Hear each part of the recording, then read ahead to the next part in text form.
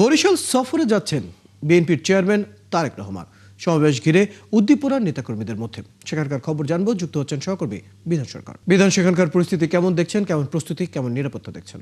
Royal যেহেতু leader আসছে দীর্ঘ 19 বছর পরে, এবং আপনি দেখতে পাচ্ছেন যে আমি দেখাতে পারি যে এখন মঞ্চে ইতিমধ্যেই আমরা যেখানে কথা বলেছি ঠিক রাত 12টায় কোনো কোনো এলাকা থেকে মানুষ রওনা দিয়েছে এবং তারা রওনা দিয়ে এখানে কিন্তু চলে এসেছে।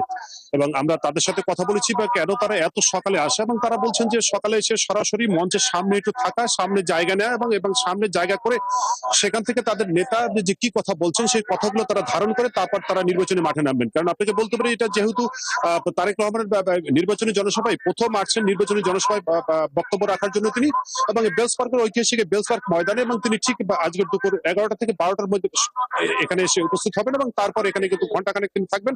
এখান থেকে তারপর ফরিদপুরে চলে যাবেন, সেখানে তার জনসভায় বক্তব্য রাখবেন।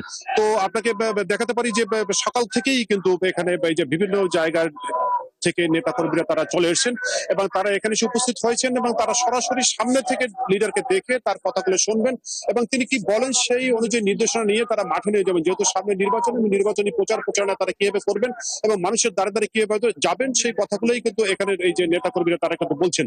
এবং আমরা এখানে তাদের কাছে শুনেছি কেউ ঢাকা থেকে খুব সকালে লঞ্চে নেমে সেখান থেকে এক সরাসরি এই যে বেলস পার্কের সেই মাঠে তারা এসে উপস্থিত হয়েছেন, এবং কেউ বা বাসে করে খুব রাতের বেলা বাসে রওনা দিয়ে এখানে সকালে এসে উপস্থিত হয়েছে। মানে সকাল থেকেই ভোর 6টা থেকেই আমরা এখানে এই যে যারা এসেছেন তাদেরকে আমরা উপস্থিতি দেখেছি, এবং এখনো তারা আসছেন যে বিভিন্ন জায়গা থেকে। এবং যেহেতু 21টি সংসদীয় আসনের বিভাগের 21টি সংসদীয় আসন থেকে এখানে লোকজন আসবেন এবং তারা এখানে এসে উপস্থিত হবেন এবং এখানে এই জনসভায় তারা শুনবেন তারেক রহমানের কথা।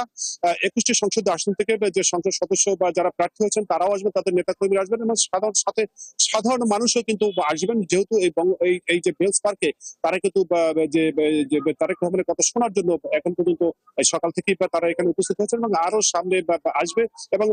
এবং এখানের যে নেতাকর্মী তারা যে কথাটা বলছেন যে এই উদ্যান তারা ছাপিয়ে যাবে, বেলস পার্ক ছাপিয়ে যাবে এবং বিভিন্ন কানে পরিপূর্ণ হয়ে যাবে বলেই তারা মনে করছেন, এবং তারেক রহমানের কথা শোনার জন্যই তারা এখানে কিন্তু উপস্থিত হয়েছেন।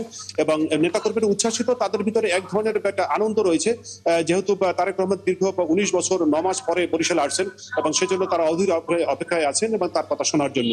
ধন্যবাদ বিধান সরকার, আপনি খবর রাখতে থাকুন। দর্শক, বিএনপির চেয়ারম্যান তারেক রহমানের সমাবেশ বিষয়ে বিস্তারিত জানছিলাম সহকর্মী বিধান সরকারের কাছ থেকে।